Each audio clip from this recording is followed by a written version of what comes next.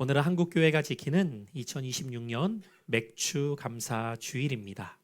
오늘 이 복된 주일 아침 저는 본문의 말씀을 중심으로 첫 열매를 드리는 사람, 성령의 열매를 맺는 교회라는 말씀의 제목 가운데 오늘도 우리에게 주실 은혜를 사모하는 말씀이 되기를 바랍니다. 아마 오늘 예배를 드리시면서 여러분들께서 이런 생각을 가지셨을 수 있습니다. 벌써 반년이 지났구나. 시간이 참 빠르시죠.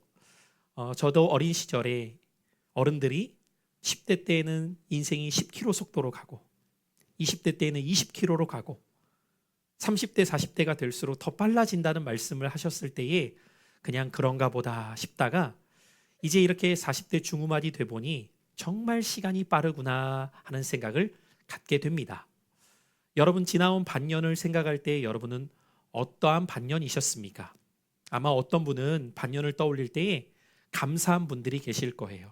가정을 지켜주셨고 그리고 사업이든 직장 생활이든 그래도 안정감을 가지고 잘 행하면서 작년에 비해서 그래도 조금은 나아졌다 하는 분들이 계실 겁니다. 그런가 하면 반대되는 상황에 계신 분들도 있으시겠죠. 지나온 반년을 떠올려 보면 참 힘들고 어려웠던 시간이셨던 분도 계실 겁니다. 물질적으로 힘든 분도 계셨을 거고 육체의 질병을 경험하셨던 분도 계실 거고 또 가정적으로는 아픈 일들이 계셨던 분도 계실 겁니다. 그럼에도 우리가 어떠한 상황에 지나온 6개월을 지나왔던지 오늘 하나님 앞에 감사할 수 있는 이유가 있다면 우리가 좋은 일이건 힘든 일이건 그 모든 시간 속에서 하나님은 우리와 함께 하셨고 인도해 주셨기 때문입니다. 그래서 우리는 어떠한 상황 속에서도 감사하는 마음을 갖고 주 앞에 예배를 드리는 것이죠. 변함없는 한 가지 사실, 주님이 우리와 함께하고 계셨다는 것이죠. 그런 의미에서 우리가 생각해 보면 우리의 인생은 단 하루도 은혜 없이는 살아갈 수 없는 삶입니다. 아침에 눈을 뜨는 것 당연한 것이 아닙니다. 지금 호흡하며 숨쉬고 있는 것 또한 당연한 것이 아니죠. 가족들과 함께 한 식탁에 앉아서 식사할 수 있는 것과 우리가 일터에 나아가 일할 수 있는 이 모든 것들이 하나님의 은혜 아니면 살아갈 수 없는 삶이 바로 저와 여러분의 삶이기 때문입니다. 그래서 감사는 풍성한 사람만이 할 수 있는 것이 아닌 하나님의 은혜를 아는 자가 고백하는 것, 바로 그것이 감사인 줄로 믿습니다. 그러나 오늘 저는 한 걸음 더 나아가서 우리가 하나님 앞에 오늘 이 맥주 감사 주일을 어떠한 의미로서 드리는 예배가 되어야 할지를 생각해 보고자 합니다. 사실 많은 성도님들이 이 맥주 감사 주일을 떠올리면 지나온 반년을 감사하는 시간으로 떠올리세요. 물론 이것도 맞습니다. 그러나 성경은 이 맥주 감사 주일을 그보다 훨씬 더 크고 깊은 의미로서 우리가 기억하기를 가르쳐주고 있습니다. 이 맥주절은 하나님께서 이스라엘에게 직접 제정해 주신 절기인데 단순히 농사를 잘 지은 것에 대한 감사를 고백하는 것만이 아니라 하나님의 거대한 구속사의 계획 속에서 지키도록 명하신 절기이기 때문입니다. 아마 어떤 분들은 오늘 레위기 본문 말씀을 함께 읽으시면서 도대체 이게 무슨 말이야? 어렵게 느껴지시는 분들도 계실 겁니다. 그냥 이스라엘 백성들에게 하나님께서 명하셨던 절기, 종교 행사처럼만 느껴지시는 분들도 계실 거예요. 하지만 이 맥주절을 신약은 전혀 다르게 해석하고 있는 모습을 발견할 수 있습니다. 왜냐하면 구약의 모든 절기는 궁극적으로 예수 그리스도를 가리키는 그림자이기 때문입니다. 같이 한번 우리 기억하는 의미에서 따라해 보실까요? 구약의 모든 절기는 예수 그리스도를 가리키는 그림자입니다. 그러니까 절기는 단순히 기념일이 아니라 하나님의 구속사를 이 시간 속에 새겨 넣으신 매우 중요한 거룩한 표지판이었다는 것이죠. 하나님은 절기들을 통하여서 장차 오실 메시아와 복음의 역사를 미리 가르쳐 주셨기 때문입니다. 예를 들어서 유월절이라고 하는 절기는 어린 양 되신 예수 그리스도의 십자가를 예표하는 절기입니다. 그리고 유월절 이후에 시작되는 무교절이라고 하는 절기는 그리스도의 거룩하심을 보여주는 절기이고, 그리고 오늘 본문에서 여러분이 함께 읽었던 두 가지 절기인 초실절과 맥추절이 있는데, 이 초실절은 예수 그리스도의 부활을 예표하는 절기예요. 더 나아가서 이 초시절부터 카운트를 하는 50일이 지난 맥추절, 또 다른 표현으로는 오순절이라고 하는 절기는 성령 강림을 예표하는 절기입니다. 이처럼 구약의 절기들은 예수 그리스도를 통하여서 나타나게 될 그림자와 같은 역할을 우리에게 보여주고 있다는 것이죠. 이것은 결코 우연이 아닌 하나님의 놀라운 섭리와 계획 속에서 이루어진 사건임을 주목하셔야 됩니다. 예수님께서는 바로 이 초실절에 부활하셨고 오순절에 성령 강림의 약속을 성취하셨기 때문이에요. 자, 이 모든 과정을 우리가 지켜보게 되면 하나님께서는 절기의 날짜까지도 우연이 아니라 하나님의 구원 역사 속에서 이루어져 가고 계셨음을 보여주고 계셨다는 것이죠. 자, 그렇다면 오늘 우리가 지키고 있는 이 맥추절은 단순히 수확을 주신 것에 대한 감사만이 아님을 알게 됩니다. 이 절기는 우리에게 이렇게 선포하고 있다는 것이죠. 예수 그리스도께서 부활하셨습니다. 성령님께서 우리에게 오셨습니다. 그리고 이제 하나님의 백성 가운데 우리들은 영혼을 추수하는 공동체로서 부름 받았습니다를 보여주는 놀라운 절기가 바로 이 맥추절이라고 하는 의미에 담겨 있다는 것입니다. 그래서 오늘 우리는 단지 한 해의 절반을 돌아보며 감사하는 것에서 그치는 것이 아니라 부활하신 그리스도의 그 은혜와 성령께서 약속 가운데 이루신 그 놀라운 성취의 사건을 감사하면서 오늘 우리가 하나님의 자녀로서 어떻게 살아가야 할까를 깨닫고 다짐하는 맥추 감사 주일이 되어야 할 줄로 믿습니다. 자, 그렇다면 오늘 우리가 본문 가운데 이제 이 맥추절이 가져오는 의미가 무엇인가를 자세하게 살펴보는 귀한 시간이 되기를 바라는데, 이 맥추절을 이해하기 위해서는 먼저 앞선 초실절이라고 불려지는 절기를 우리가 이해해야 합니다. 자, 오늘 본문 말씀을 보면은 유월절이 지나고 무교절을 지낸 이후에 하나의 또 다른 절기의 말씀이 기록되어져 있습니다. 레위기 23장은 이스라엘 백성이 지켜야 될 절기를 자세하게 기록해주고 있는데, 그 가운데 우리가 함께 읽었던 본문의 말씀 9절부터는 초실절이라는 절기에 대한 말씀으로 시작이 돼요. 자, 초실절이라는 절기가 무슨 절기인가? 오늘 본문으로 한번 들어오셔서 10절과 11절의 말씀을 주목하여 우리 두 절을 함께 읽어보도록 할게요. 10절과 11절입니다. 같이 읽죠. 시작.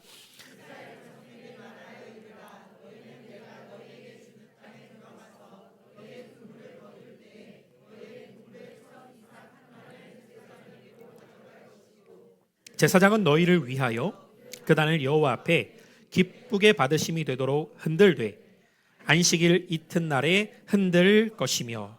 자, 여러분 이 말씀에서 특별히 10절을 주목해 보십시오. 여기에서 여러분이 주목해야 될 중요한 표현이 있는데 바로 첫 이삭이라는 표현입니다. 하나님께서 이스라엘 자손에게 이렇게 명하시죠. 너희는 내가 너희에게 주는 땅에 들어가서 너희의 곡물을 거둘 때에 그 너희의 곡물의 첫 이삭 한 단을 제사장에게 가져오라는 것입니다. 여러분 이 말씀이 왜 중요할까요? 곡식을 다 거둔 다음에 드리라고 말씀하고 계시지 않기 때문입니다. 가장 처음 나오는 이삭, 첫 열매를 먼저 하나님 앞에 가지고 나와 드리라라고 말씀하고 계신다는 거죠. 왜일까요?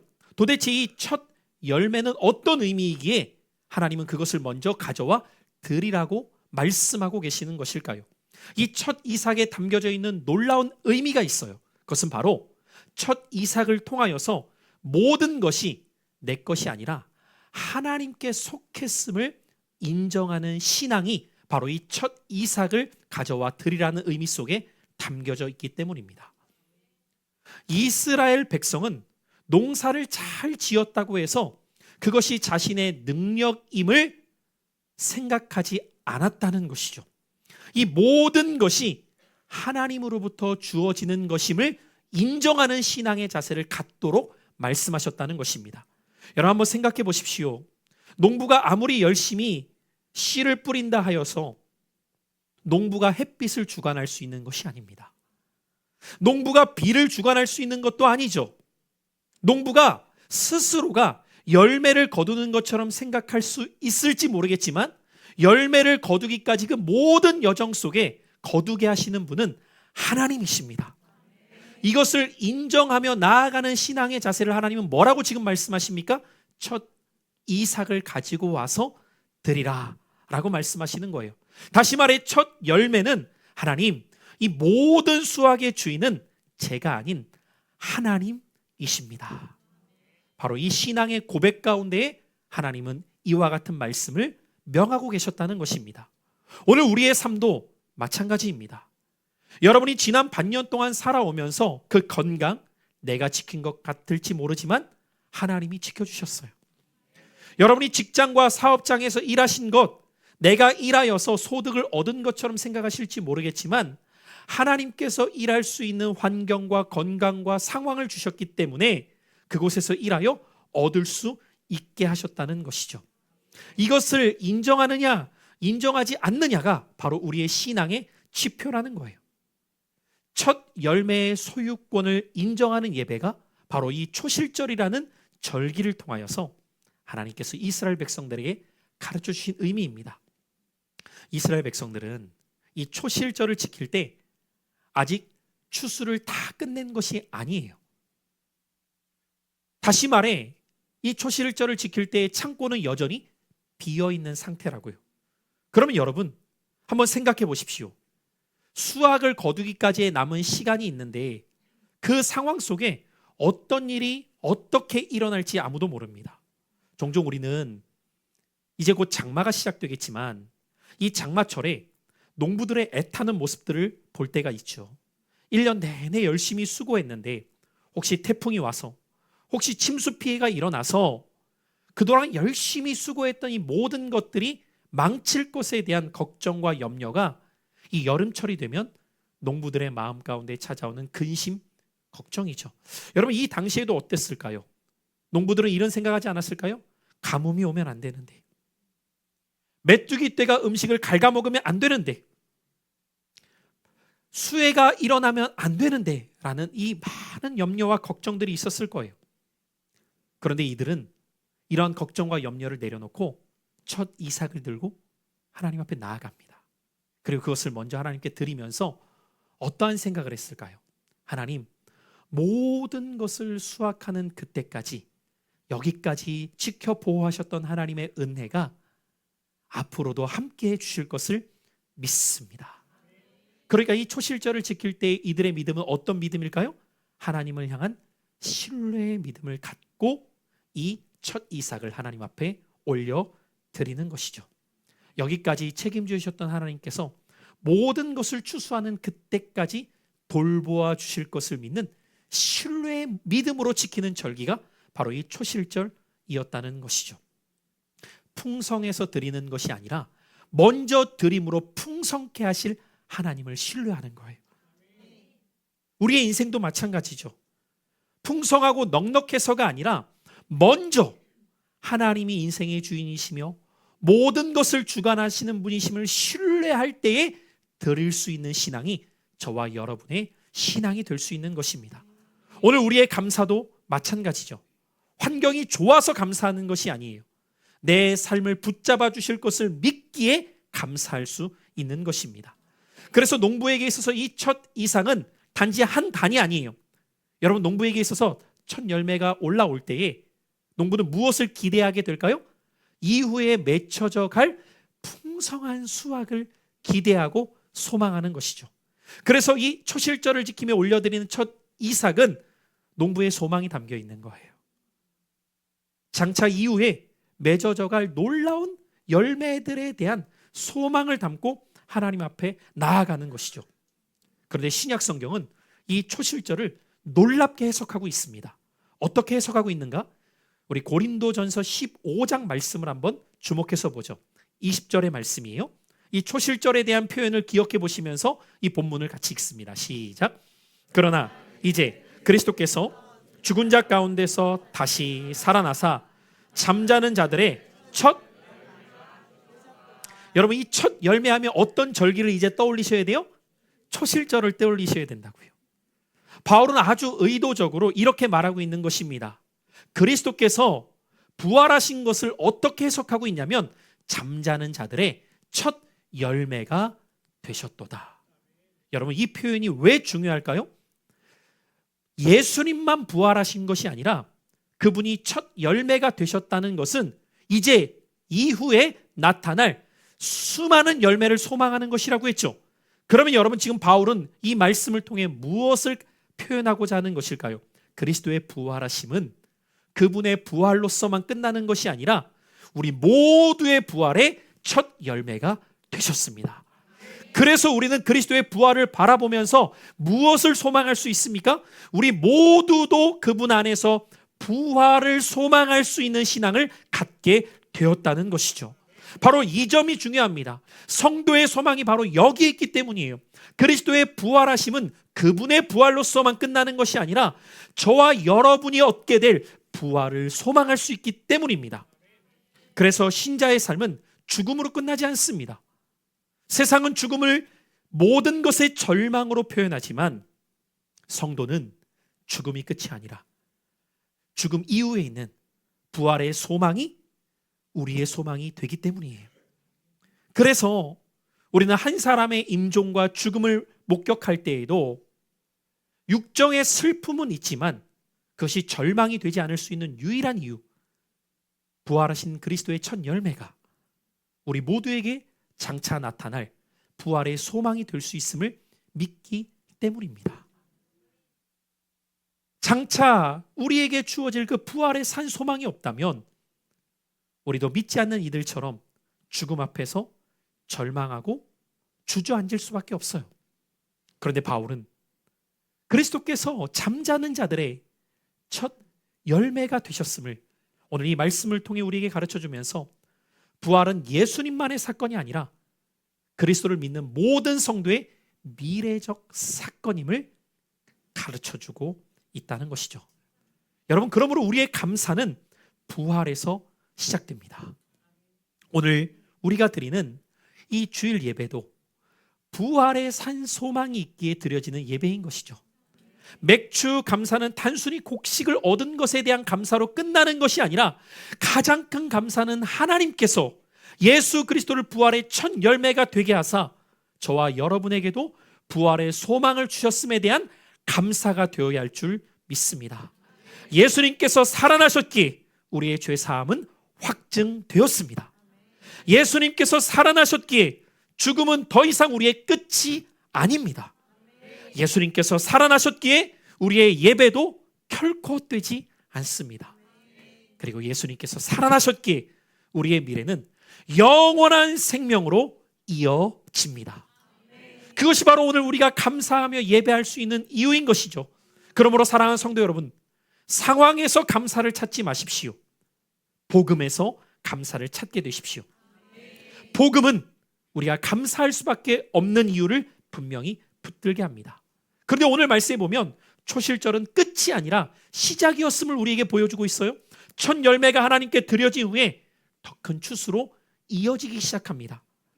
자, 바로 오늘 그 모습을 통하여서 우리는 이 초실절이 어떠한 절기로 이어지는가를 주목해야 됩니다. 자, 초실절이 시작되었어요. 그리고 이 초실절부터 이제 어떠한 절기가 시작되느냐? 초실절은 첫 열매를 드리는 절기였다면 그 절기 이후에 나타나는 절기가 바로 맥주절로 이어지게 돼요. 오늘 본문 말씀으로 들어오셔서 15절로 16절을 주목해 보십시오. 두 절을 함께 읽어봅니다. 시작. 안식일 이튿날 곧 너희가 요제로 곡식단을 가져온 날부터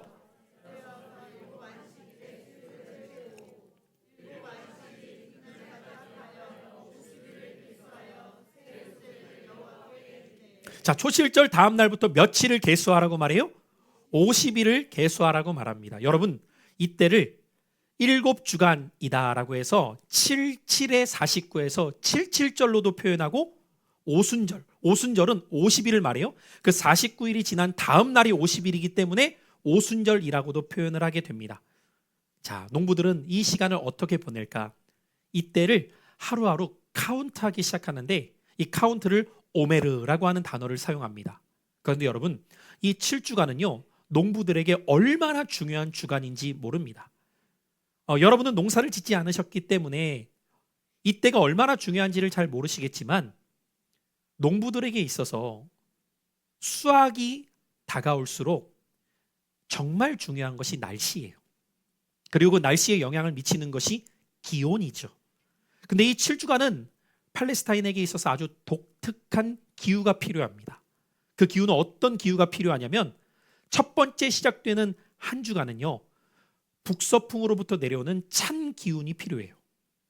그리고 둘째 주간부터 일곱째 주간까지인 6주간은요, 남동풍에서 불어오는 따뜻한 기류가 필요합니다. 그때에 수확물이 잘 열매를 거두는 시기이기 때문이에요. 농부는 스스로가 이 기온과 바람을 주장할 수가 없어요. 하나님께서 도와주셔야 돼요. 1주간은 북서풍의 찬 바람이, 6주간은 남동풍의 따뜻한 바람이 불어줘야 된단 말이에요. 그래서 이들은 오메르 카운트를 매깁니다. 오메르 하나, 오메르 둘, 매일매일 이 카운트를 매기면서 그냥 숫자만 말하는 것이 아니라 하나님 앞에 기도하는 거예요. 하나님, 수확하는 그때까지 돌보시는 은혜와 풍성케 하시는 은혜로 함께하여 주시옵소서. 매일매일 이 카운트 속에서 간절히 기대하고 기다리죠. 무엇을요? 열매 맺을 그날을요. 누가 열매를 맺게 하셔야 돼요? 하나님께서. 그러니까 하나님 앞에서 이들이 간절히 기도하는 마음을 가지고 하나하나 숫자를 세어가기 시작하는 거죠. 하나님은 이 시간을 통해서도 우리에게 구원의 역사를 가르쳐주고 계시는 거예요. 하나님은 이 시간들을 거룩하게 사용하시는 분이심을 우리가 기억해야 돼요.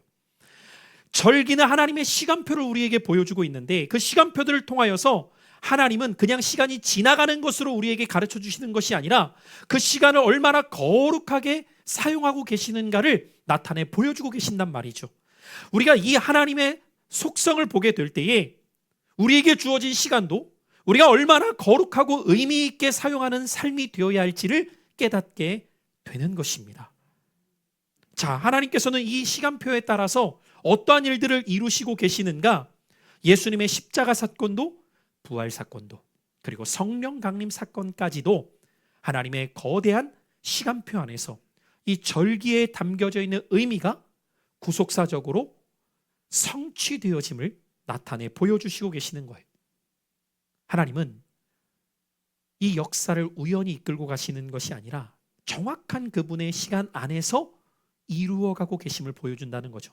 여러분, 이 모습은 우리에게 큰 위로와 소망이 됩니다. 왜일까요?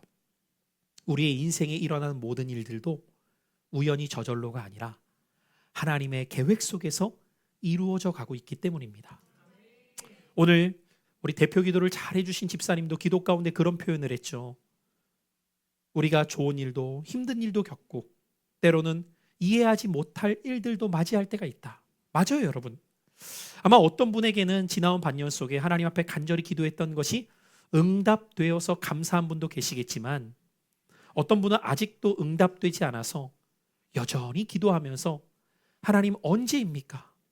어느 때입니까? 를 바라면서 애타고 힘겨운 시간을 보내시는 분들도 계실 겁니다. 그러나 여러분, 잊지 마셔야 될 것이 있어요. 하나님의 계획은 실수가 없으십니다. 우리가 생각하는 시간표에는 이때 이루어져야 될 것 같아요. 이 시간에 되어져야 될 것 같아요. 그런데 안 이루어지면 우리는 조급해지고 조바심이 생기고 조마조마해요.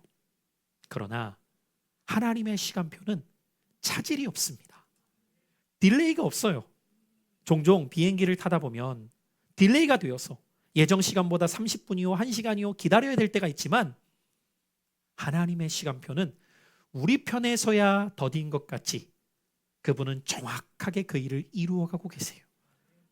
이것을 우리가 믿고 따르게 될 때에 우리는 언젠가 이 고백을 우리의 입술 가운데 하게 되는 겁니다.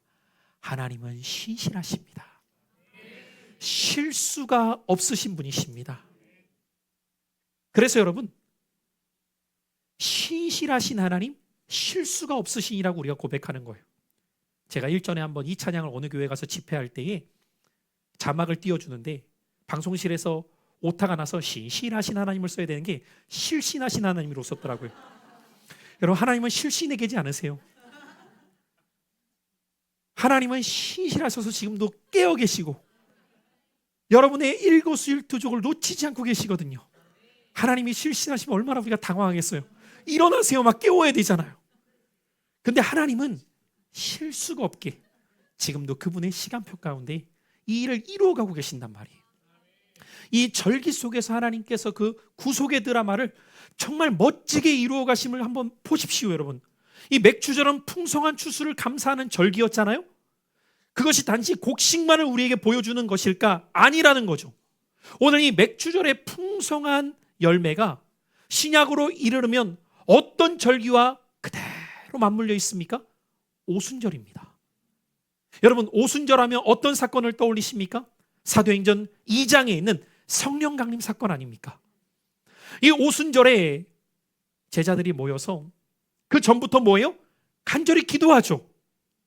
하나님의 때에 하나님께서 이루실 일들을 간절히 기대해요. 마치 농부가 하나님께서 풍성한 열매를 맺게 하실 것을 기다리는 것처럼 제자들이 마가의 다락방에 모여서 간절히 기도한단 말이에요. 하나님의 약속하신 선물을 받기까지. 그때 어떤 일이 이루어집니까? 성령 강림의 사건이 나타나게 되죠. 그러면 여러분, 성령 강림은 어떤 열매를 우리에게 보여주는 것일까요? 우리는 성령 강림 사건이 나타나게 되었을 때에 제자들이 어떤 모습으로 어떤 열매를 거두고 있는가를 보면은 이 사건이 우리에게 가져오는 열매가 무엇인지를 알게 됩니다. 바로 그것이 영혼의 추수입니다. 여러분, 성령 강림 사건을 경험한 제자들이 어떤 일을 행하죠? 베드로가 거리로 뛰어나가 복음을 전할 때 한 번에 3,000명의 영혼들이 추수되는 놀라운 역사가 나타나게 됩니다. 사랑하는 성도 여러분, 바로 이것이 맥주절이라는 절기 안에 하나님께서 감추어 두셨던 성취되어져야 할 놀라운 교회의 탄생과 영혼의 추수였다는 거예요. 단지 곡식만을 추수하는 기쁨이 아니라 사람을 추수하는 그 기쁨이 이 오순절이라고 하는 놀라운 절기 속에 성령 강림의 사건을 통해 하나님께서 우리에게 보여주신 추수의 기쁨이라는 것이죠. 사랑하는 성도 여러분, 하나님께서 우리의 인생 가운데에 맺혀주실 열매가 어떤 열매인가를 우리는 이 맥주감사주의를 지키며 소망해야 됩니다. 저와 여러분 심령 가운데 성령이 임하십니다. 그리고 임하신 성령께서는 저와 여러분에게 어떤 열매를 맺게 하시느냐? 사람을 추수하며 영혼을 구원하는 열매를 맺게 하신다는 거예요. 자, 그런데 이 맥주절에 드리는 아주 특별한 열매가 있었어요. 예물이 있었어요. 오늘 본문 말씀 23장 17절로 돌아보십시오. 어떤 예물이 있었는가를 한번 주목해서 읽어보기죠. 시작. 너희의 처소에서 10분의 2 에바로 만든 떡 2개를 가져다가 흔들지니 이는 고운 가루에 누룩을 넣어 구운 것이요 이는 첫 요제로 여호와께 드리는 것이며. 여러분, 이 말씀을 우리가 주목해서 보게 되면요, 먼저 첫 번째 좀 독특한 특징이 있는데 여기에다가 떡을 만들 때 누룩을 넣으라고 합니까? 넣지 말라고 합니까? 넣으라고 하죠. 그런데 구약 성경을 조금 아시는 분들은 구약에서 하나님 앞에 어떤 예물을 드릴 때에는 대부분 누룩을 넣지 말라고 합니다. 왜냐하면 구약 성경에서 누룩은 어떤 상징적 의미가 있냐면 부패와 변질을 상징하는 의미이기 때문에 누룩을 넣지 말라고 해요. 그래서 무교정도 병을 만들 때 이 무교병에 넣지 말아야 될 것이 누룩이에요. 오늘날로 말하면 이스트예요. 넣지 말라는 거예요. 근데 왜 오늘 이 말씀에서는 누룩을 넣으라고 할까 의아합니다. 많은 성경학자들은 이 본문을 구속사적으로 해석할 때 이렇게 해석해요. 이 떡은 죄 없으신 그리스도를 상징하는 것이 아니라 허물과 죄로 인한 우리의 인생이 하나님의 은혜로 하나님께 받아들여지는 우리를 상징한다고 설명을 해요. 자, 그러니까 이 떡은 그리스도가 아니라 우리를 상징하고 있는데, 하나님께 드려지는 저와 여러분은 완전한 사람들이 아니죠. 연약하고 흠이 있고 여전히 죄와 싸울 수밖에 없는 죄성을 가진 우리란 말이죠. 그런데 놀라운 것은요, 하나님은 은혜로 저와 여러분을 거룩한 백성이 되게 하사 하나님께 받아들여지는 삶이 되게 하셨다는 거예요. 여러분, 바로 이것이 복음이에요. 받아들여질 수 없는 저와 여러분인데, 그런 우리를 하나님은 은혜로 받아들여 주셨다는 것이죠. 그래서 하나님의 백성이 되었다는 거예요. 그러므로 우리는 감사할 수밖에 없는 겁니다. 그런데 그렇게 하나님께 받아들여진 우리들, 떡이 오늘 몇 덩이라고 표현합니까? 2덩이라고 표현해요. 그럼 이 떡 2덩이가 상징하는 바는 무엇인가 할 때에, 오늘 성경 자체가 그것을 직접적으로 설명하지는 않지만, 이 또한 교회의 전통을 보면 교부들과 앞선 성경학자들은 이 떡 2덩이를 어떻게 설명하고자 하냐면, 신약에 이르러서 유대인과 이방인이라고 상징적으로 묘사합니다. 여러분, 유대인은요, 이방인과 상종하지 않았어요. 이방인 또한 유대인과 어울리지 않습니다. 이 둘은 섞일 수가 없었어요. 그런데 에베소서의 말씀에 보면 예수 그리스도의 십자가는 유대인과 이방인을 하나 되게 하사 하나님의 백성 되게 하셨다고 말합니다. 자, 그러니까 여러분, 하나님의 구원의 은총은 특별한 몇 사람에게만이 아니라 유대인이든 이방인이든 모든 이에게 미치는 구원의 은혜입니다. 그리고 이 구원의 은혜는 모든 사람에게 임하는 은혜이기에 모든 사람이 구원받을 수 있는 하나님의 백성이 되는 자격이 주어질 수 있다는 거예요. 그러므로 저와 여러분이 맺어야 될 열매는 특정한 사람들을 향해서만이 아니라 모든 사람이 하나님의 구원을 입을 수 있는 영혼들임을 바라보면서 그 영혼을 추수하는 일에 주께서 저와 여러분을 부르셨다는 거예요.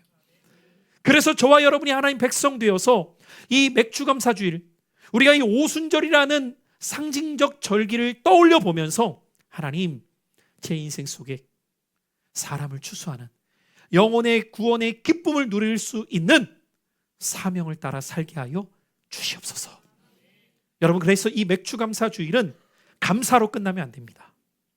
이 맥주감사주일에 우리는 우리에게 주신 사명을 붙들고 세상을 향해 영혼을 구원하는 일로 전진해 가는, 사명을 다시 결단하는 거룩한 주의 날이 되어야 할 줄로 믿습니다.